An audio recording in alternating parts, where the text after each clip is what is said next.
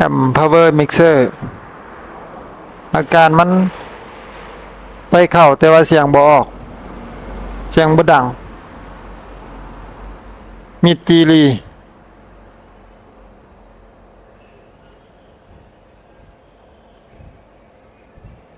รุ่นมัน DS9702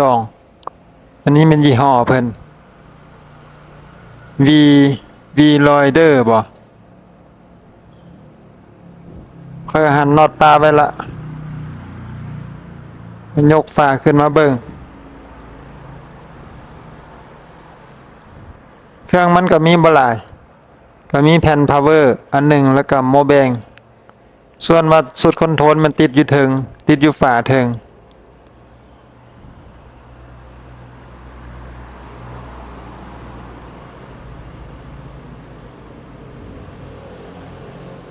ก็สิมาวัดเบิ่งเลย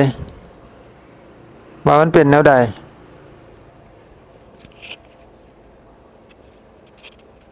ก็ตั้งมิเตอร์ใส่ญาณวัดไฟก่อน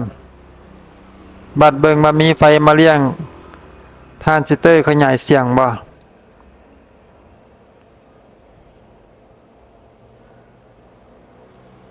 บัดไปเบิดสุขาบ่มีไฟมาเลย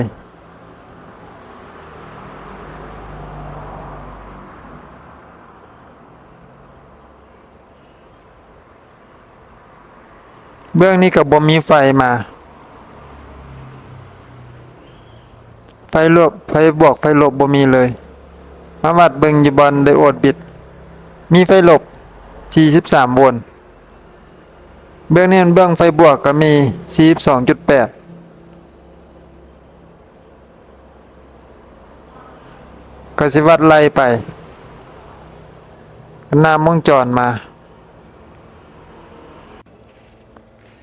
น้ำลายมากับมาเจอฟิ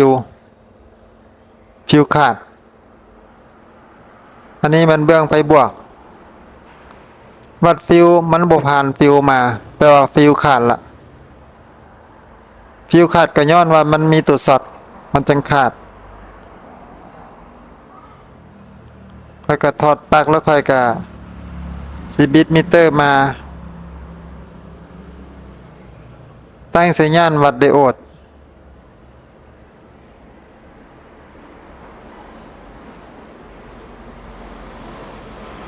แล้วก็วัดเบิ่งมันบ่มีไฟตกค่อมข้างอยู่เลยเป็น00มาเลย 0.0 แนวนี้มันสอดแล้ว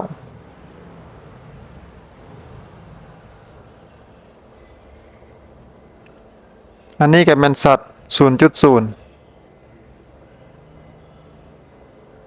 แบบนี้มันสอดวันนี้ข้ามมาอีกเบื้องหนึ่งเบื้องนี้ได้ 0.1 บ่สอดสลับขาเบิ่งมาอีกตัวใหม่ก็เป็น 0.1 สลับขาเบิ่งก็เป็น 0.1 คือกันแนวนี้มันบ่สอดตัวนี้ก็บ่สอด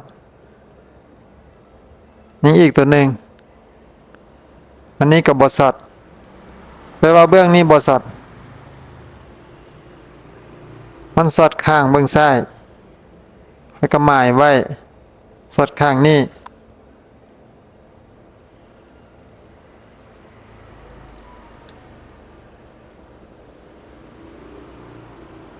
ก็สิทอดสายไฟแล้วก็สิไปวัดเบิ่งข้างนอก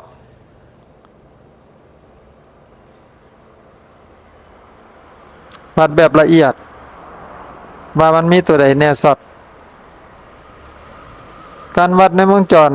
สามารถรู้ได้แต่ว่าเบื้องที่มันสอดเบื้องใดแต่ว่าตัวใดสอดแท้นั้นแม่นบ่สามารถรู้ได้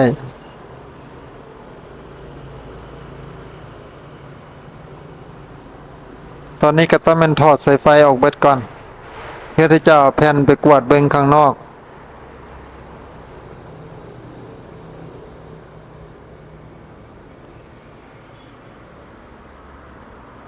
ก็สิตรวจหาอย่างละเอียด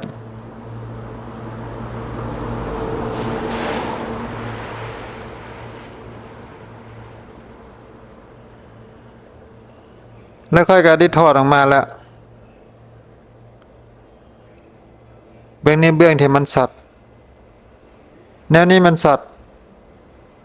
วัดระหว่างขาแคมกับขากลางหรือว่าแคมกับแคมก็ได้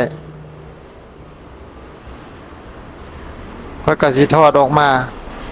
ตัวที่มันสอด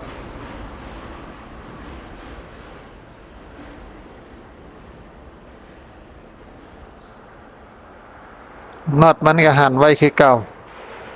ย่านมันเสียจนได้ลงบอลเมียนก็สิวัดบัดทุกตัวที่ว่าเป็นทรานซิสเตอร์ที่ติดอยู่แผ่นซิงค์แนวนี้แม่นบ่สอด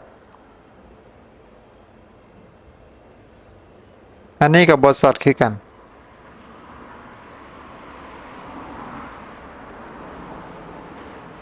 ตัวนี้ก็บ่สอดสอดตัวเดียวเบื้องนี้ไม้ข้างหนึ่ง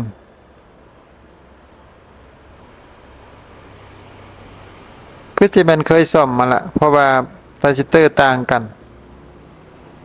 ตัวนี้มันสอดเพราะว่าวัดแล้วมันขึ้น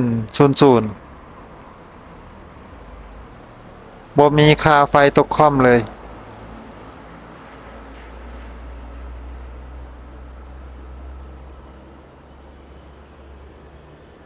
อันนี้ยังดีอยู่อันนี้ก็ยังดี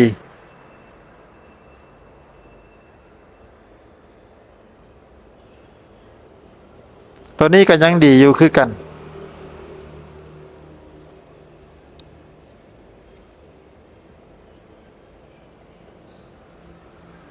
ก็สรุปว่าสอดไป2ตัวคนละเบอร์แล้วก็เกียมฟิลมา2อัน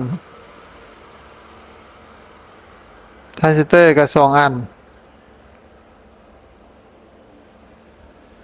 ก็สิมาวัดเบิ่งตัวที่มันดี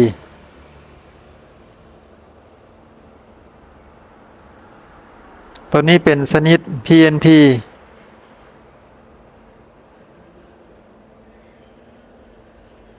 ตัวที่มันดีมันจะเป็นแบบนี้ตัวนี้เป็นสนิท NPN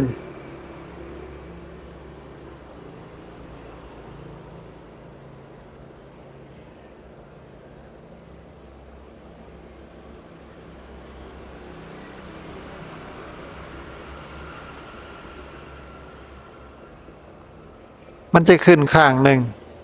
เบื้องหนึ่งจะบ่ขึ้นเลยข้างนี้บ่ขึ้น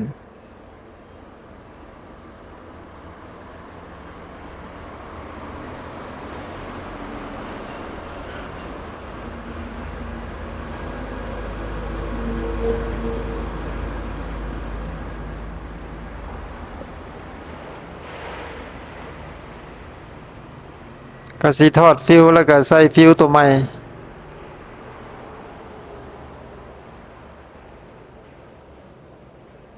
เอาไปคันจอดจี้จับออกเลยเป็นฟิว12แอมป์เป็นฟิวแบบหางโหนแล้วค่อยก็ใส่ตัวใหม่ไปเรียบร้อยละวันนี้ก็สิใส่ทรานซิสเตอร์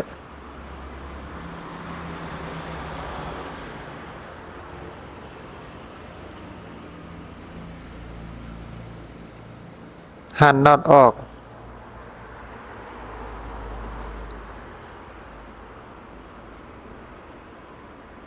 แล้วก็เอาซิลิโคนมาทาใส่อันนี้มันซอยระบายความร้อนซอยให้มันแนบกับแผ่นซิงค์ได้ดี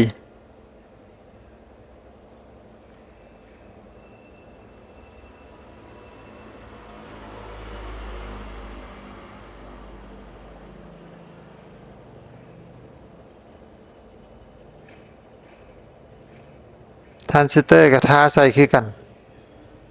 แล้วก็มือรูปให้มันกระจายไปทั่วๆ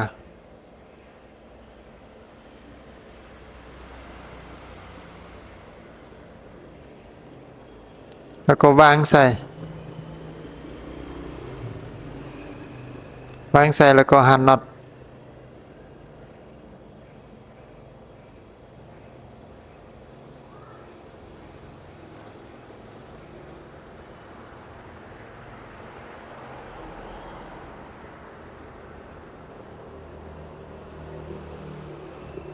กระแต้ลงให้มันแน่นๆให้มันเจ็บดี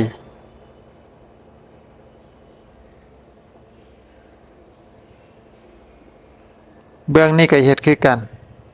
เบื้องนี้ก็ตายตัวเดียว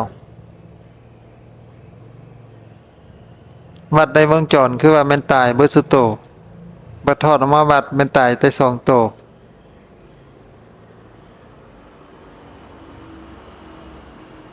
กระทาซิลิโคนใส่คือเก่าแล้วก็รูปให้มันกระจายทั่วๆบางใส่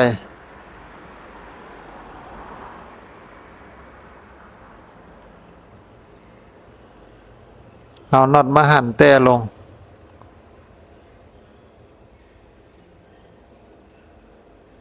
เอามือจับคึงสวยแน่บ่ให้มันยับไปยับมาแล้วก็เอามือกดไว้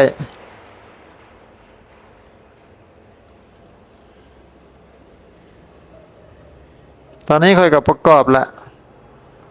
บัดนี้มาวัดไฟเบิ่งก็มีไฟลบ62โวลต์อยู่ขาทรานซิสเตอร์หลักๆก็แม่นวัดขากลางมัน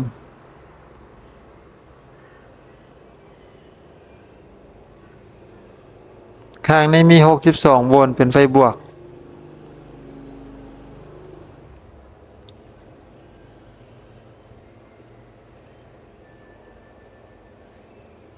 ก็ถือว่ามีไฟมาเลี้ยงหมดทุกจุด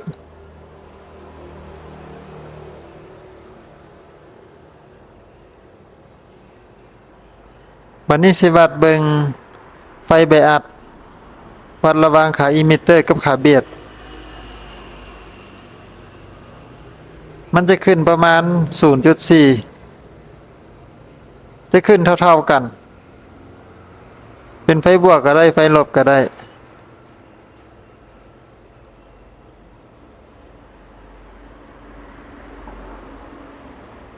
แต่ละขาจะต้องขึ้นเท่าๆกันขาเบียดถ้าบ่เท่ากันเสียงมันจะบ่ดังดี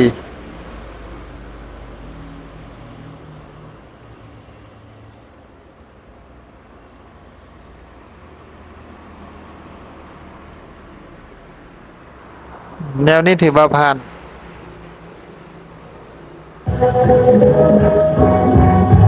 แล้วก็ได้ประกอบเสียบสายแจ็คเปิดลองเบิ่งมันก็ดังแล้ว